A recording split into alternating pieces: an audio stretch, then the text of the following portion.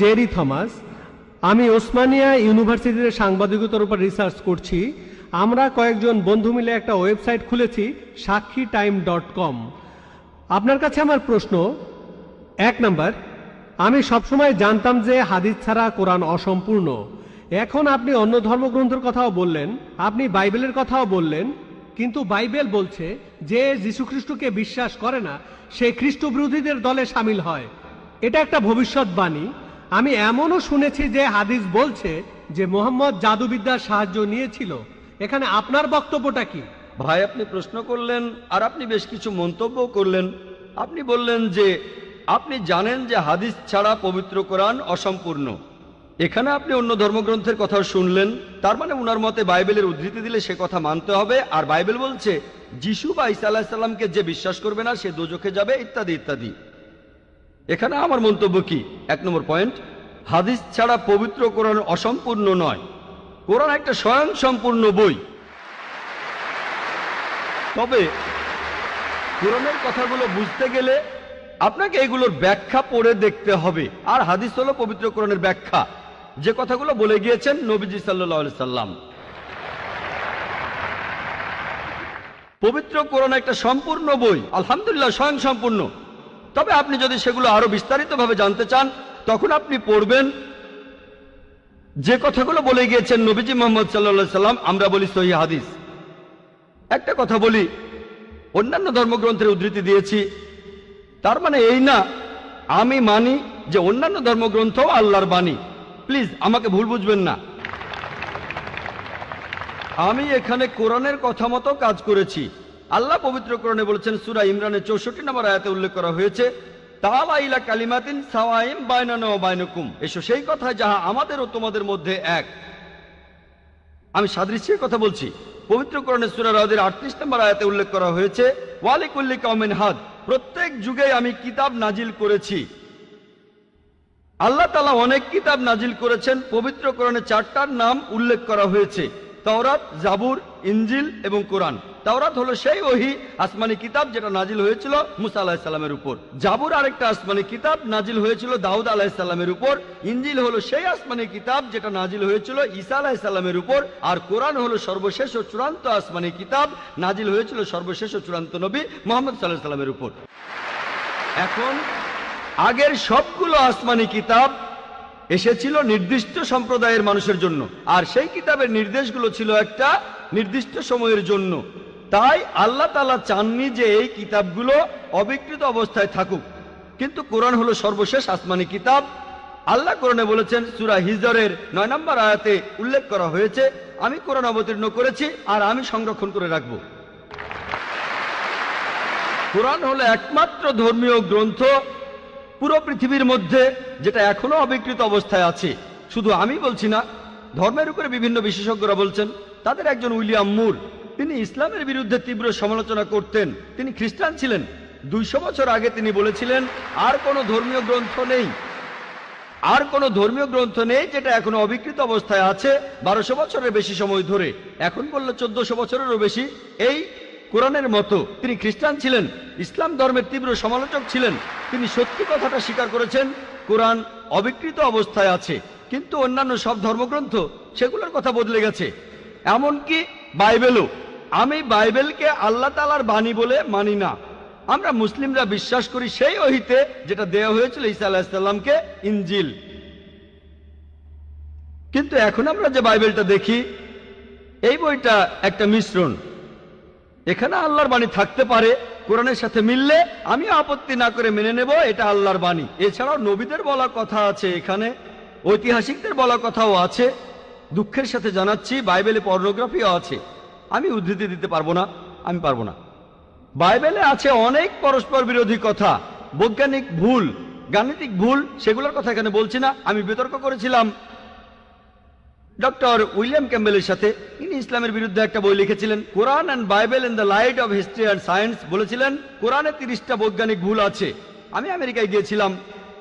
আমেরিকায় আমরা বিতর্ক করেছিলাম 2000 সালের 1 এপ্রিল, আর টপিক ছিল Quran and Bible in the light of science. তার সব অভিযোগের উত্তর আমি দিয়েছিলাম। তারপর আমি যখন বাইবেলের 38টা ভুলের কথা বললাম, তিনি সেগুলোর উত্তর দিতে পারেননি।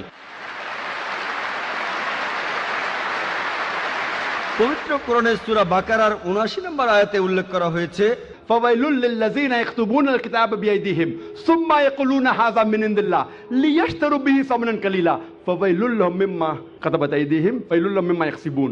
দুর্ভোগ তাদের যারা নিজ হাতে কিতাব রচনা করে আর বলে এটা আল্লাহর ওহী। সমূল্য পাওয়ার জন্য তারা এই কথা বলে, যা লিখেছে সেজন্য শাস্তি তাদের, যা উপার্জন করেছে সেজন্য শাস্তি তাদের। তাই বর্তমানের বাইবেল, হয়তো জানেন এই বাইবেল শব্দটা এটা বাইবেলের মধ্যে কোথাও নেই। এটা এসেছে গ্রিক শব্দ বিবলস থেকে, অর্থাৎ অনেক বই মিলে একটা বই। আর বিশেষজ্ঞরা এখন বলেন এই বাইবেল লিখেছে অনেকজন লেখক, আমি বলছি না, খ্রিস্টান বিশেষজ্ঞরা। তাই বর্তমানের বাইবেলকে আমি আল্লাহর বাণী বলে মনে করি না। একইভাবে যদি জিজ্ঞেস করেন আমি বেদকে আল্লাহর বাণী বলে মনে করি কিনা, বৌদ্ধ ধর্মগ্রন্থগুলোকে আল্লাহর বাণী বলে মনে করি কিনা, পার্সি ধর্মগ্রন্থগুলোকে আল্লাহর বাণী বলে মানি কিনা, আমি এখন বলবো হতে পারে আল্লাহর বাণী, নাও হতে পারে আল্লাহর বাণী। আল্লাহ সুবহানাহু ওয়া তাআলা অনেক ওহী নাজিল করেছেন, অনেক কিতাব, কোরআনে 4টার নাম উল্লেখ আছে, তবে এছাড়াও আছে যেমন সুফে ইব্রাহিম, এরকম অনেক আছে। আমি এখানে বলবো হতে পারে হিন্দু ধর্মগ্রন্থ হতে পারে আল্লাহর বাণী, হতে পারে বৌদ্ধ ধর্মগ্রন্থ সেগুলো আল্লাহর বাণী, তারপর পার্সি ধর্মগ্রন্থ আল্লাহর বাণী হতে পারে, কিন্তু আসমানি কিতাব হলেও সেগুলো নির্দিষ্ট জাতি আর নির্দিষ্ট সময়ের জন্য।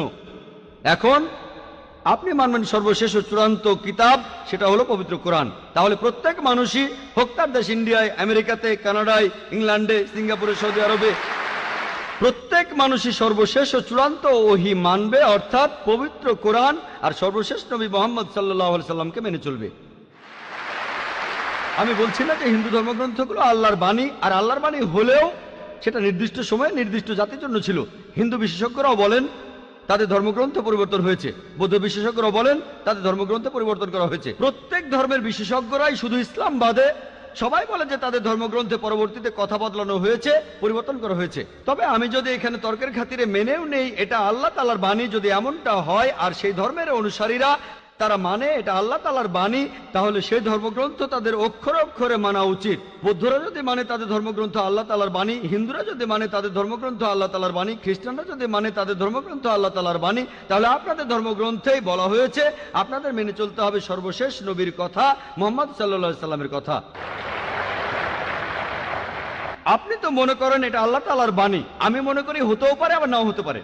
আপনি মনে করেন সেটাই আল্লাহ তাআলার বাণী, তাহলে আপনি সেটার কথা মেনে চলেন। সর্বশেষ আর চূড়ান্ত নবীকেও আপনি বিশ্বাস করেন। আমি আগেও বলেছি, পবিত্র বাইবেলে গসপেল অফ জন 16 নম্বর অধ্যায়ের 12 থেকে 14 অনুচ্ছেদে আছে, ঈসা আলাইহিস সালাম বলছেন, আমি তোমাদের অনেক কথা বলতে চাই, কিন্তু তোমরা সেটা এখন বুঝতে পারবে না, কারণ যখন সত্যের আত্মা তোমাদের সামনে আসবে সে তোমাদের সত্যের পথে নিয়ে যাবে। সে তার নিজের কথা বলবে না, যা শুনবে সে কথাগুলোই বলবে। সে তোমাদের ভবিষ্যতের কথা বলবে, আমাকে মহিমান্বিত করবে। এ মানুষটা কে? মুহাম্মদ সাল্লাল্লাহু আলাইহি সাল্লাম। মুহাম্মদ সাল্লাল্লাহু আলাইহি সাল্লাম বাদে আর কোন নবী ঈসা আলাইহিস সালামকে কি মহিমান্বিত করেছেন? ঠিকই বলেছেন আপনি, যে ঈসা আলাইহিস সালামকে অস্বীকার করবে সে নরকে যাবে। আপনি বললেন এই কথা, আমি আপনার সঙ্গে একমত। সেই মুসলিম আসলে মুসলিম না যে ঈসা আলাইহিস সালামকে বিশ্বাস করে না। আমরা এখানে বলি আলাইহিস সালাম, আপনি শুধু বললেন যিশু। আমি পারি না, আমাকে বলতে হবে আলাইহিস সালাম যদি ইসলামের প্রতিনিধিত্ব করি। যদি আমি এই আলাইহিস সালাম শব্দটা না বলি আমাকে বের করে দেওয়া হবে। অনভিজ্ঞ লোক এটা করতে পারে, আমাকে বলতেই হবে আলাইহিস সালাম। তাহলে সেই মুসলিম আসলে মুসলিম না যে ঈসা আলাইহিস সালামকে বিশ্বাস করে না। আমরা মানি যে ঈসা আলাইহিস সালাম হচ্ছেন আল্লাহ সুবহানাহু ওয়া তাআলার প্রেরিত রাসূল। বিশ্বাস করি তিনি অলৌকিকভাবে জন্মেছিলেন কোনো পুরুষের হস্তক্ষেপ ছাড়াই, যেটা অনেক আধুনিক খ্রিস্টানি বিশ্বাস করে না। আমরা মানি যে তিনি আল্লাহর আদেশে মৃত মানুষকে জীবিত করেছিলেন। আমরা মানি যে তিনি আল্লাহর আদেশে জন্মান্ধর কুষ্ঠরোগীদের সুস্থ করেছিলেন। মুসলিম আর খ্রিস্টানরা এখানে এক। তবে আমি জানি আপনি কি বোঝাচ্ছেন।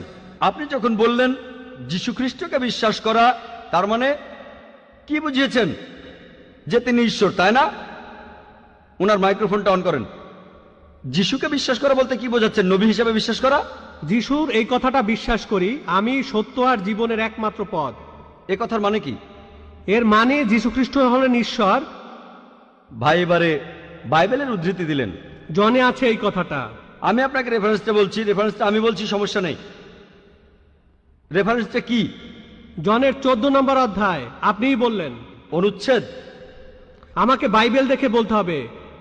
জনের 14 অধ্যায়ের 16 অনুচ্ছেদ। ঠিক আছে, 16 নম্বর না, 6 নম্বর অনুচ্ছেদ, 16 নম্বর না। সরি মিস্টার নায়েক, আমাকে বাইবেল শেখানো লাগবে না। আমরা আপনার ভুল ব্যাখ্যাগুলো শুনে আমাদের ওয়েবসাইটে সে তার উত্তর দেব। ভালো কথা ভাই, আপনি উদ্ধৃতি দিচ্ছেন, আপনার ব্যাগে তো বাইবেল আছে তাই না? ব্যাগ থেকে বাইবেলটা বের করে দেখেন, এটা গসপেল অফ জনের 14 নম্বর অধ্যায় 6 নম্বর অনুচ্ছেদ 16 নম্বর না।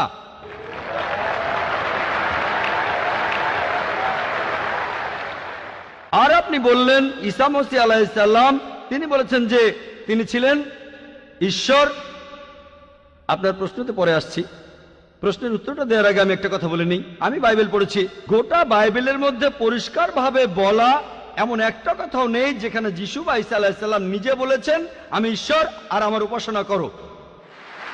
যদি কোনো খ্রিস্টান আমাকে দেখাতে পারেন গোটা বাইবেলের মধ্যে পরিষ্কারভাবে বলা মাত্র একটি কথা যে ঈসা আলাইহিস সালাম নিজেই বলেছেন যে আমি ঈশ্বর আর আমার উপাসনা করো, তাহলে আমি ডক্টর জাকির নায়েক আজকেই খ্রিস্টান ধর্ম গ্রহণ করব। আমি অন্য মুসলিম ভাইদের পক্ষ থেকে এই কথা বলছি না, আমি আমার মাথাটা তরবারির তলে রাখছি। আমি বিভিন্ন ধর্মের উপর একজন ছাত্র। আপনি বাইবেল পড়েছেন আর আমিও পড়েছি বাইবেল। আপনি বললেন যে আপনাকে বাইবেল শেখানো লাগবে না। ঈসা আলাইহিস সালাম এই কথা নিজে বলেছেন, সত্যকে খোঁজো, সত্যই তোমাকে মুক্ত করবে। ইনশাআল্লাহ আজকে আপনি সত্য দেখবেন আর ইনশাআল্লাহ সত্য আপনাকে মুক্ত করবে। আমি কথাটা আবার বলছি, গোটা বাইবেলে পরিষ্কারভাবে বলা এমন একটা কথাও নেই যেখানে যিশু বা ঈসা আলাইহিস সালাম নিজেই বলেছেন আমি ঈশ্বর আর আমার উপাসনা করো। আপনারা যদি বাইবেল পড়েন, ঈসা আলাইহিস সালাম তার নিজের মুখেই বলেছেন, এটা আছে গসপেল অফ জন 14 নম্বর অধ্যায়ের 28 অনুচ্ছেদে, বলেছেন আমার পিতা আমার চাইতে মহান। গসপেল অফ জন 10 নম্বর অধ্যায়ের 29 অনুচ্ছেদ, আমার পিতা সবার চাইতে মহান। গসপেল অফ ম্যাথিউ 12 নম্বর অধ্যায়ের 28 অনুচ্ছেদ, আমি ঈশ্বরের আত্মার সাহায্যে শয়তানকে তাড়িয়ে দেই। গসপেল অফ লুক 11 নম্বর অধ্যায়ের 20 অনুচ্ছেদ, আমি ঈশ্বরের আঙ্গুলের সাহায্যে শয়তানকে তাড়িয়ে দেই। গসপেল অফ জন 5 নম্বর অধ্যায়ের 30 অনুচ্ছেদ, আমি আমার নিজের থেকে কিছুই করতে পারি না, আমি এখানে বিচার করি আর আমার বিচার সঠিক, কারণ আমি আমার ইচ্ছায় কাজ করি না, আমার পিতার ইচ্ছায় কাজ করি। যদি কেউ বলে সে আল্লাহর ইচ্ছা মতো কাজ করে, সে একজন মুসলিম। ঈসা আলাইহিস সালাম একজন মুসলিম, তিনি নিজেকে ঈশ্বর বলেননি। বুক অব অ্যাক্টসে পরিষ্কার বলা আছে 2 নম্বর অধ্যায়ের 22 অনুচ্ছেদ, বলা হয়েছে হে ইসরায়েলের সন্তানেরা একথা শোনো, নাজারেত শহরের যিশু ঈশ্বর প্রেরিত একজন পুরুষ তোমাদের মাঝে, সে অনেক অলৌকিক কাজ করবে, সেগুলো তাকে ঈশ্বর করাবেন, তোমরা তার সাক্ষী থাকবে। ঈশ্বর প্রেরিত একজন পুরুষ তোমাদের মাঝে, সে অনেক অলৌকিক কাজ করে দেখাবে, ঈশ্বর তাকে দিয়ে করাবেন আর তোমরা তার সাক্ষী থাকবে। তাই বাইবেল স্পষ্ট করে বলছে যে ঈসা আলাইহিস সালাম ছিলেন একজন মানুষ, তিনি আল্লাহ তাআলার প্রেরিত একজন রাসূল, কিন্তু আল্লাহ নন। গোটা বাইবেলের মধ্যে পরিষ্কারভাবে এমন একটা কথাও নেই যেখানে ঈসা আলাইহিস সালাম নিজেই বলেছেন যে আমি ঈশ্বর, আমার উপাসনা করো। আপনি একটা উদ্ধৃতি দিয়ে সেটা প্রমাণ করতে চাইলেন যে গসপেল অফ জন 14 নম্বর অধ্যায়ের 6 অনুচ্ছেদে বলা হয়েছে যিশু বা ঈসা আলাইহিস সালাম নিজেই বলেছেন আমি সত্য আর জীবনের একমাত্র পথ, আমাকে ছাড়া আমার পিতার কাছে কেউ যেতে পারবে না। এখানে প্রসঙ্গ ছাড়া উদ্ধৃতি দিচ্ছেন। লোকজন পবিত্র কোরআনের আয়াত নিয়ে প্রসঙ্গ ছাড়া উদ্ধৃতি দেয় দুর্নাম করতে। একইভাবে খ্রিস্টান মিশনারিরা বাইবেলের প্রসঙ্গ ছাড়া উদ্ধৃতি দেয়। আপনাকে একটা সত্য কথা বলি, আপনার বাইবেলটা খোলেন, যদি সন্দেহ থাকে বাইবেলটা খোলেন, প্রসঙ্গ জানতে 1 নম্বর অনুচ্ছেদটা পড়েন। গসপেল অফ জন 14 নম্বর অধ্যায়ের 1 অনুচ্ছেদ বলছে যে তোমরা ভয় পাচ্ছ কেন? যিশু বা ঈসা আলাইহিস সালাম বলছেন যদি তোমরা ঈশ্বরকে বিশ্বাস করো তাহলে আমাকে বিশ্বাস করো। আমার পিতার রাজ্যে অনেক প্রাসাদ আছে, আমি সেখানে গিয়ে তোমাদের জন্য জায়গা তৈরি করব। আমি যখন যাব আমি তখন বলবো। শিষ্যরা বলল আপনি কোথায় যাবেন? তোমরা জানো না আমি কোথায় যাব? তারা বলল না। তখন শিষ্যরা বলল যে আমাদের পথ দেখান, আপনি যেখানে যাবেন। তখন যিশু বা ঈসা আলাইহিস সালাম বললেন আমি সত্য আর জীবনের একমাত্র পথ। শিষ্যরা তখন বলল ঈসা আলাইহিস সালামকে যে আমাদের সেই পথ দেখান। ঈসা আলাইহিস সালাম তখন বললেন আমি সত্য আর জীবনের একমাত্র পথ, আমাকে ছাড়া আমার পিতার কাছে কেউ যেতে পারবে না। আমরা মানি যে নবীগণ যখন এসেছিলেন প্রত্যেক নবী ছিলেন সত্য আর জীবনের দেখানো পথ, সেই নবীদের ছাড়া কোনো মানুষই আল্লাহর কাছে যেতে পারতো না। আর যীশু খ্রিস্টের সময়ে আমি বাইবেলের কথা মানছি, যিশু বা ঈসা আলাইহিস সালাম তিনিই ছিলেন সত্য আর জীবনের একমাত্র পথ। যীশু খ্রিস্টের শিক্ষা ছাড়া কোনো মানুষই তখন আল্লাহর কাছে যেতে পারতো না। মুসা নবীর সময়ে তিনি ছিলেন সত্য আর জীবনের পথ। মুসা আলাইহিস সালামের শিক্ষা ছাড়া কোনো মানুষই আল্লাহর কাছে যেতে পারতো না। এখন দেখেন ঈসা আলাইহিস সালাম নিজেই বলেছেন আমি তোমাদের অনেক কথা বলতে চাই। শিষ্যদের বলছেন, এটা আছে গসপেল অফ জন 16 নম্বর অধ্যায়ের 12 থেকে 14 অনুচ্ছেদে। আমি তোমাদের অনেক কথা বলতে চাই, কিন্তু তোমরা সেগুলো এখন বুঝবে না, কারণ যখন সেই সত্যের আত্মা আসবে সে তোমাদের সত্যের পথে নিয়ে যাবে। সে তার নিজের কথা বলবে না, যা শুনবে সে কথাই বলবে। সে তোমাদের ভবিষ্যতের কথা বলবে, আমাকে মহিমান্বিত করবে। আর এখন দেখবেন, ভালো করেই দেখবেন যে নবীজি মুহাম্মদ সাল্লাল্লাহু আলাইহি সাল্লাম তিনি সত্য আর জীবনের একমাত্র পথ। মুহাম্মদ সাল্লাল্লাহু আলাইহি সাল্লাম যা শিখিয়েছেন সেগুলো ছাড়া কেউ আল্লাহর কাছে যেতে পারবে না। আর মুহাম্মদ সাল্লাল্লাহু আলাইহি সাল্লাম ছিলেন সর্বশেষ আর চূড়ান্ত নবী। এখনকার দিনে দেখবেন, হোক সেই লোক বাস করছে আমেরিকায়, কানাডায়, ইংল্যান্ডে, ইন্ডিয়ায়, সৌদি আরবে, পৃথিবীর যেখানেই থাকুক, এখনকার দিনে সবার জন্য মুহাম্মদ সাল্লাল্লাহু আলাইহি সাল্লাম তিনি হলেন পথ, সত্য আর জীবনের। মুহাম্মদ সাল্লাল্লাহু আলাইহি সাল্লাম যা শিখিয়েছেন সেগুলো ছাড়া কেউ আল্লাহর কাছে যেতে পারবে না। আর প্রায় সব ধর্মগ্রন্থ এরকম কথা বলছে, এমনকি বাইবেলও। আশা করি আপনি সত্যটা জানতে পেরেছেন, আর ইনশাআল্লাহ আপনি সত্যের কাছে এসেছেন। সত্য আপনাকে মুক্ত করবে।